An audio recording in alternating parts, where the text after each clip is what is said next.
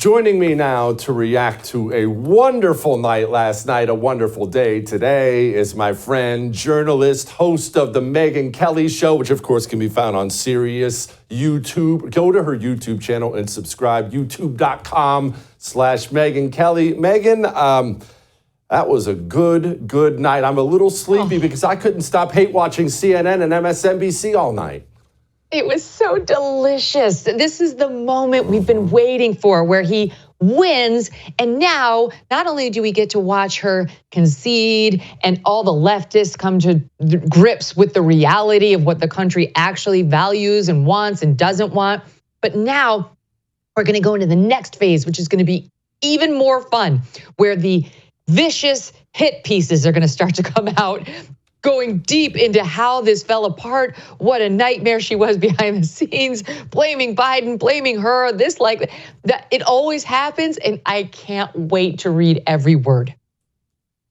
I can't wait to read it all, and I know that Joe Biden is not going to come out looking clean there. Very clearly, they're all going to take turns throwing monkey poop at Joe Biden, just destroying what's left of his legacy on the way out the door, and Biden's team's going to throw it back. Megyn, I had a little birdie tell me this morning that Jill Biden was all smiles in the White House today. I was actually told, they said specifically ear to ear, she couldn't stop celebrating. It's going to be so fun.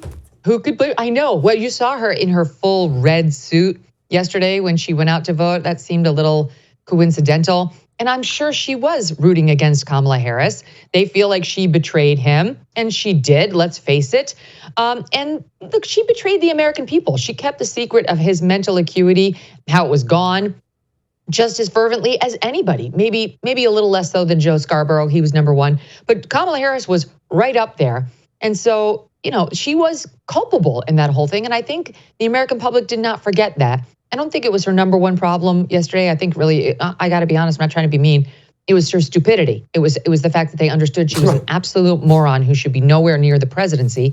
And because of that, Jesse, I have to say, not only is today great for America because of the agenda Trump's going to push and the one he's going to stop, but it's a great day for women because if that knucklehead had become the U.S. president, the first female president, it would have set women back generations, because her inanity would have been chalked up to the fact that she's a woman. There's some guys who'd be like, yeah, see, they can't do it.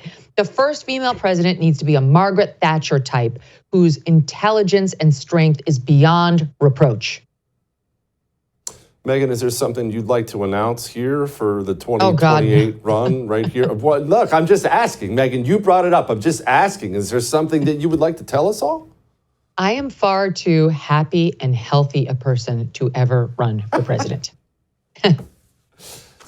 Speaking of happy and healthy, I've been very, very happy looking at the coalition Donald Trump has put together, especially in the final months of his campaign. Look, everyone remembers you and Donald Trump had kind of a testy relationship years ago, and I very much enjoyed you speaking at his rally the night before. Here you were. He will be a protector of women, and it's why I'm voting for him. He will close the border. He will keep the boys out of girls' sports and where they don't belong. And you know what else? One more thing. He will look out for our boys, too. Our forgotten boys and our forgotten men. Guys like you. Guys like these guys who've got the calluses on their hands, who work for a living with the beards and the tats, who maybe have a beer after work and don't want to be judged by people like Oprah and Beyonce, who will never have to face the consequences of her disastrous economic policies. These guys will. He gets it.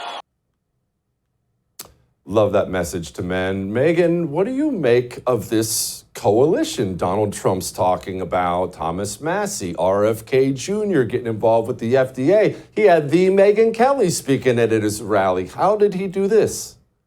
It's really exciting. And I think it goes back to the truth, Jesse. You and I have talked about this before, which is Trump is not some far right dude. Yeah, Trump is more moderate. He was a Democrat for most of his adult life. He was a reasonable Democrat, but he doesn't have some deeply right-wing conservative agenda. Like that's one of the reasons why the Project 2025 lie was just so absurd. I'm sure he's never read it, and I'm sure he would have been horrified if he had, because it espouses some deeply conservative person's view of a Trump presidency and not the actual Trump view. So I think that's why these people were attracted to Trump, because he actually is more moderate in his approach. Look at the way he handles trade. Trade used to be all about free trade. That was the Republican Party, not him. He wants to slap tariffs on people to help American manufacturing and the working class. That's just one example. So he's unorthodox. And if you can just see through, if you can just like scrape away the cobwebs of Trump's rhetoric and then the overreaction to it and see the real man and what he's actually proposing, I think a lot of maybe not far left, but more just classically liberal people like an Elon, like an RFKJ would be attracted to him. So, and to his credit, he doesn't see the world in those shades either. You know, if you're a Democrat like Bobby Kennedy or a left-leaning independent like Elon, it's not a deal breaker for Trump. And by the way, Bobby Kennedy too, pretty radical on the environment. Trump says, that's fine, you won't be touching that in my administration. But there is a way I can use you to do some good. Trump is transactional. And I think that approach to governing is very attractive. It does work well in business. It worked the first time around for him. And I think we're in for a very fun, successful ride second time around. Megyn, finally, I realize I'm about to ask you how to eat an elephant, right? It's a hard question to answer, but we have a ton of problems. There's a ton that has to be cleaned out in the government. We can't just assume power and go about our business. There are a lot of evil people in the Department of Justice, FBI, intelligence. There are a lot of evil people that need to be removed from the government. What's Donald Trump's top priority, or what should it be, I guess I should say? And I know he's got a ton of work to do. What's the day one thing he's got to get in there and do right away? Well, the number one thing is going to be to reissue those executive orders about the southern border. I mean, he's going to shut down that border. Yeah. All of them. I mean, they shut down the construction of the wall by executive order and sold off the parts. They shut down his crackdown on asylum claims, which are only supposed to be used in very scant few cases. But they opened up, that's how they got all these people in over the past 4 years, by saying they were claiming asylum, which is BS. He's going to reinstitute that. Remain in Mexico, where he used to require them to stay in Mexico while they were trying to seek asylum in the United States, so that if and when we eventually said no, which is what we should normally say, they'd be Mexico's problem to deport back to their original country and not ours. I think he's going to do all of that on day one. I think Title IX will be high up on the list of priorities. That's something that Biden undid with his pen when he changed the definition of women and opened the door to men and women's sports. That's easy for him to get the Department of Education redoing right away. And then he's going to have to deal with the expiration of the Trump tax cuts, which are coming pretty soon into his term. And if he really does control the Senate and the House, as it's looking like right now, that shouldn't be a problem for him at all to extend them. And on the border, he should be able to deal with that legislatively for once, for once and for all. It doesn't have to just remain executive orders. He can actually get a law passed. Finally, on your comment about the rot inside of our institutions, he's got a dream team going in there for that. Elon, RFKJ, and Vivek Ramaswamy, who you and I have both been critical of. But that guy wants to cut the size of government badly. And I trust Vivek to do that. And I trust Bobby Kennedy to do that. And I really trust Elon Musk to do that, who reduced the Twitter, or now X, workforce by 80%, found all these efficiencies, and yet it's still rolling and it's still working and it's still successful relatively. If they do that to our federal government, go in there like the accountant, like Charles Grodin in the movie Dave, look at the books and start cutting, I think we're all going to be a lot better off very, very soon. Gosh, I haven't seen Dave in forever. Now I'm going to have to watch that. Megyn, it's so you good. Are the best. Go subscribe. Oh, it's a great movie. It's a great movie. Go subscribe to her YouTube channel. Megyn, as always, you are the best. Come back soon, please.